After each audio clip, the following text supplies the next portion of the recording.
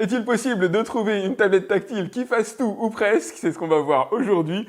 Bienvenue sur AviExpress pour le test de la AllDoCube iPlay 50 Pro. Bon, je rigole parce que ça fait 50 fois que je refais cette intro. Et avant de vous la présenter, je vais mettre quand même un petit coup de propre. Allez, c'est parti. Il s'agit d'une tablette assez légère, voire même très légère. Elle ne pèse que 466 grammes et mesure 25 cm de long, 15,7 cm de haut et seulement 8,4 mm d'épaisseur. L'appréhension est bonne, le caractère léger est super cool. On regrettera juste la présence d'angles un peu saillants. Bon, après, il y a quand même un micro arrondi. Tant qu'on est sur cette tranche-là, vous voyez le système de chargement par port USB-C, la présence d'une prise jack dans le coin, ça c'est ultra original. Sur la partie gauche, on a les boutons d'action et bien sûr de la stéréo. Vous avez une enceinte de ce côté-là et au même endroit de l'autre côté. Et enfin, sur la partie supérieure, la possibilité de mettre une nano SIM. La tablette est en mesure de gérer la 4G ou de mettre une extension de mémoire. Ce qui va la différencier de sa petite sœur, la AllDoCube iPlay 50, c'est la présence d'un processeur signé Mediatek à l'intérieur. On a le G99, alors qu'on a un Unisoc T618 à l'intérieur de la iPlay 50, qui lui est vieillissant, là où le G99 a quand même pas mal de potentiel. C'est pour ça que je voulais vous présenter celle-là, ça vaut le coup d'y réfléchir. Si en réel, la iPlay 50 est un peu moins chère que celle-là, à configuration égale au niveau de la RAM et du stockage, la iPlay 50 Pro s'impose, vous allez le voir. Si on accepte la partie reflet lorsqu'elle est éteinte, on a une belle dalle LCD IPS avec une définition équivalente au Full HD du 2000 par 1200 pixels sur 10,4 pouces. Il n'y a pas d'innovation particulière à noter, c'est du classique. Les angles de vision sont bons. Attention, elle est faite pour être utilisée en intérieur, pas en extérieur. On va trouver une distribution Android 12 à l'intérieur, sans assurance d'avoir les unités de version malheureusement. C'est un peu le prix à payer d'une certaine manière lorsqu'on veut dépenser le moins possible pour acheter une tablette. Après, elle est véritablement inattaquable en matière de réactivité. C'est extrêmement fluide. Vous avez accès aux différents tiroirs d'applications et aux applications elles-mêmes en quasi instantané. Là, on va se lancer YouTube, c'est un premier lancement. Et on va se faire un petit test. Je vais lancer une de mes vidéos, elle est directement sur AviExpress. Bah voilà, on va se lancer la vidéo d'un mini PC, attendre que la pub passe. Voilà, donc j'ai la fibre à la maison. À l'intérieur de la tablette, on a le Wi-Fi AC, donc sur les bandes 2,4 et 5 GHz, ce qui devrait normalement permettre d'exploiter correctement mon réseau, de ne pas atteindre la vitesse max. Là, ce que je vais essayer de voir, c'est la définition. Le caler dans une définition plus élevée que le 720p. Je peux aller jusqu'au 1440, la vidéo ayant été tournée en 4K, enfin sur un écran équivalent Full HD, ça sert à rien. On va juste faire un petit test de préchargement, vérifier que ça aille vite, c'est quasi instantané comme vous pouvez le voir. Alors dommage, je suis pas en 4K, mais on va faire un test de flux en 4K dans un instant.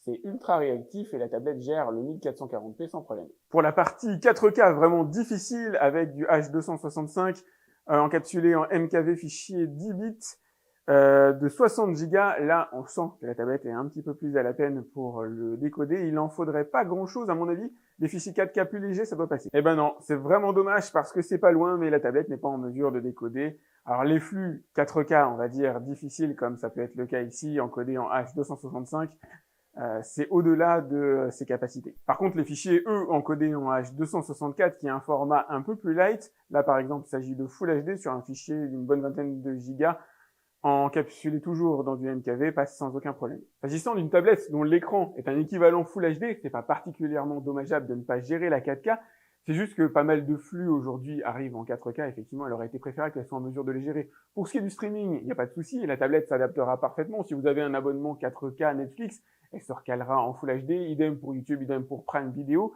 mais si vous avez des fichiers type MKV en 4K, ça se joue à pas grand chose, on sent qu'elle est pas loin. J'ai d'ailleurs des fichiers qui ont été décodés, des fichiers 4K qui ont été décodés de manière fluide, mais malheureusement c'est pas le cas de tous, donc il va être difficile dans cette vidéo de l'estampiller tablette capable de gérer les flux 4K. Pour le reste, elle marche vraiment nickel, notamment pour le streaming. D'ailleurs, de la parole au geste, on va aller faire un petit tour sur Netflix. Alors je peux pas vous montrer grand chose pour une question de droit d'auteur, mais niveau fluidité, c'est inattaquable. Il en est d'ailleurs de même pour Prime Video. J'en oublierais presque d'essayer l'application que j'utilise le plus au quotidien, en tout cas en matière de streaming, Molotov. Normalement, ça devrait passer sans aucun problème. Préchargement en basse définition, et ça devrait arriver en Full HD au bout de quelques secondes. Et voilà, ça y est, je suis passé en Full HD en à peu près 10 secondes. Dans cette séquence, toujours dédiée à la puissance, je vous propose de benchmarker. On va utiliser Antutu pour ça. L'idée, c'est de se faire un ordre d'idée de la puissance relative de la tablette avec ce score, 366 000 points. Un benchmark, ça permet de situer les tablettes entre elles, de voir un peu quelles sont ses ressources, 366 000 points est à la frontière du milieu de gamme. C'est soit un très très bonne entrée de gamme, soit on va dire un début de milieu de gamme, un bon score, 100 000 points de plus que sur la version iPlay 50, c'est donc non négligeable. On n'est pas dans ce qui se fait de mieux par contre aujourd'hui, alors je ne vais pas dire dans l'univers du marché des tablettes, si, il y a les iPads et compagnie qui peuvent scorer à plus d'1 million de points. De manière générale, sur des tablettes, on va plutôt être sur du 600 000 quand on cherche du relativement haut de gamme. Et pour être un peu plus empirique, question sous-jacente, peut-on jouer aux jeux vidéo avec une tablette qui score 360 000 points? On va tester PlayerUnknown's Battlegrounds. L'objectif n'est pas de vous faire une démo du jeu, mais bien de vérifier si on a un niveau de fluidité suffisamment acceptable pour jouer dans de bonnes conditions. Donc là, il m'a mis en HD, fréquence d'image élevée. Ok, nickel, on va essayer comme ça. Allez, c'est parti. Petit atterrissage en douceur. Donc normalement, au niveau image par seconde, on a largement suffisamment pour jouer dans de bonnes conditions. Au pire, comme d'habitude, il suffit de redescendre d'un cran dans les paramètres graphiques, mais là, franchement, c'est correct. C'est correct. Alors, en affichage, déjà, le jeu est quand même plutôt beau, on n'est pas dans le niveau minimum. C'est très très bon en matière d'image par seconde. PlayerUnknown's Battlegrounds est totalement jouable, et c'est quand même un jeu à paysage ouvert qui permet d'exploiter alors pas mal de polygones, qui nécessite quand même un minimum de fréquence, de nombre d'images par seconde pour pouvoir être jouable. Là, ça se passe bien. Les réjouissances s'arrêtent par contre quand on essaye de mettre Fortnite. C'est malheureusement, pour l'instant mise à jour automatique, ça je vais le virer. Lorsque je vais sur Fortnite, il me met appareil non compatible. C'est un peu dommage pour Fortnite, ça n'enlève rien en capacité de la tablette à jouer à certains jeux vidéo, la plupart même d'ailleurs, puisque PlayerUnknown's Battlegrounds va faire partie des jeux qui consomment le plus. Sur un Genshin Impact, elle ne sera pas suffisamment à l'aise. Mais on va dire il y a 99% des jeux qui fonctionneront sur cette tablette de manière générale. Et je vous propose de faire un petit test de téléchargement d'abord en Wi-Fi et ensuite en 4G. Donc j'ai atteint des vitesses de téléchargement, vous le voyez c'est assez vite, sur du 100 mégaoctets par seconde. Là on devait être au moins à 30 mégaoctets par seconde, ce qui est le cas, c'est ce que j'ai contrôlé avec mon réseau interne. Pour essayer de l'exploiter au maximum, j'ai fait des tests à partir de mon NAS sur du débit en réseau local et j'ai obtenu effectivement du 30 mégaoctets par seconde. Donc que ce soit en local ou en internet, ça va être un petit peu la marge, la frontière que la tablette ne sera pas en mesure de dépasser, même si vous avez la fibre, ce qui est mon cas. Même si c'est pas le max du max, ça reste quand même une bonne vitesse. Là, on va faire le test de 4G avec le slot que vous avez ici. Vous allez pouvoir mettre une SIM et une carte micro SD pour étendre la mémoire. Il faudra faire attention, le petit rack est vraiment ultra fragile. Je vais désactiver le Wi-Fi comme d'habitude. Et puis on va se lancer un test. On va voir si Star Wars, il y a un minimum.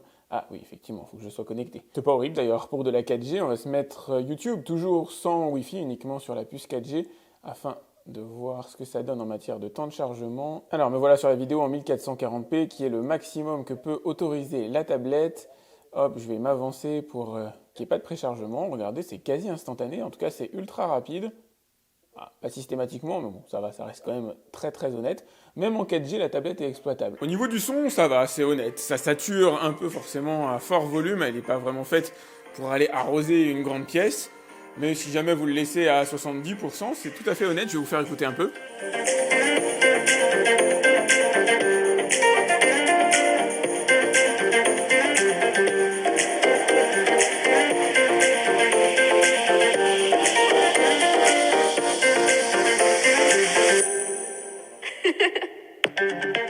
Petit regret, les enceintes ne sont pas situées dans le sens logique, on va dire, de la tablette. Elles sont situées en bas. Vous avez la caméra juste ici.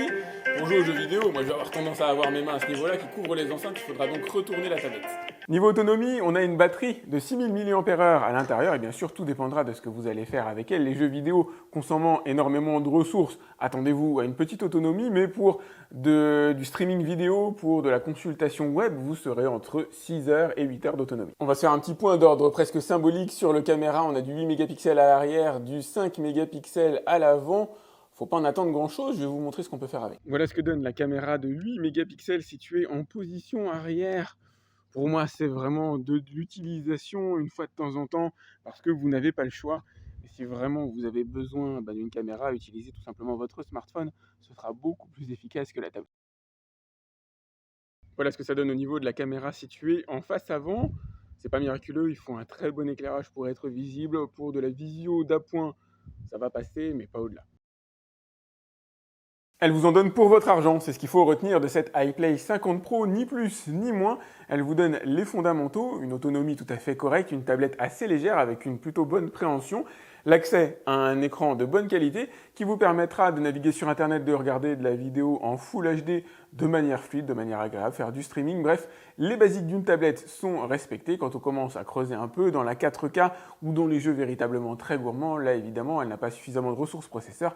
Elle finit par nous lâcher, elle ne peut pas faire de miracle non plus à ce genre de tarif. Ce qui est par contre appréciable, voire même très appréciable, c'est la présence de la 4G à l'intérieur de la tablette, voire même du slot pour étendre la mémoire éventuellement. On a déjà 128 à l'intérieur de celle-là, là où il y avait une version à 64 Go pour la iPlay 50, qui est la version, on va dire, la plus entrée de gamme de cette tablette. La 4G fonctionne véritablement très bien, le Wi-Fi fonctionne plutôt bien aussi.